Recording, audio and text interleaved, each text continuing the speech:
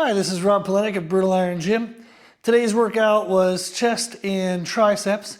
I'm still nursing a little bit of a bicep injury from a few weeks back, so I modified my workout to work around that injury. However, this would be a great workout if anybody wants to give it a try.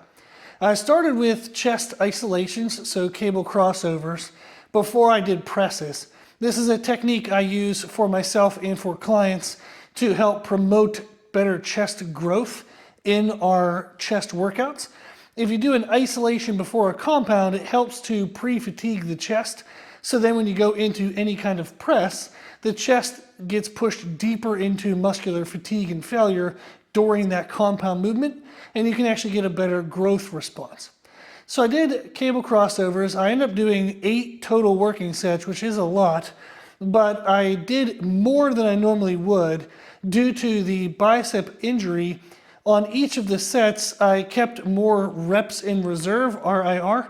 So instead of pushing to technique failure or right on the edge of technique failure, I stopped 1 or 2 reps short of that. Since I decreased my intensity, I did then need to increase my volume. So that was the adjustment I made. I started with high reps, 16 to 20 reps, then 12 to 16, then 8 to 12, and ended with 2 hard sets of 4 to 8 reps. That's another strategy you can use to produce better chest growth, is to really push your isolations deeper into muscular fatigue and failure than what people typically do. So for isolations and pre-exhaust, often people tend to go too light and not intense enough. So you want to push the intensity and push the weight load to get a better response from that pre-exhaust work. After that, I did some dumbbell presses with a slow tempo. The benefit of the dumbbells versus a barbell is I could turn my hand angle, and that decreased the stretch on my bicep at the bottom.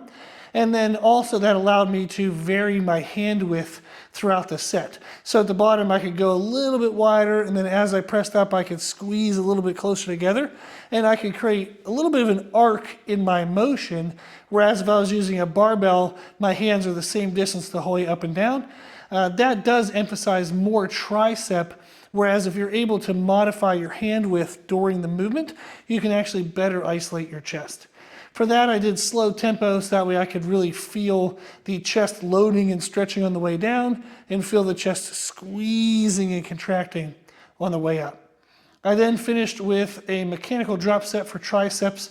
I did a sideways overhead extension and then turned into it and did a forward extension.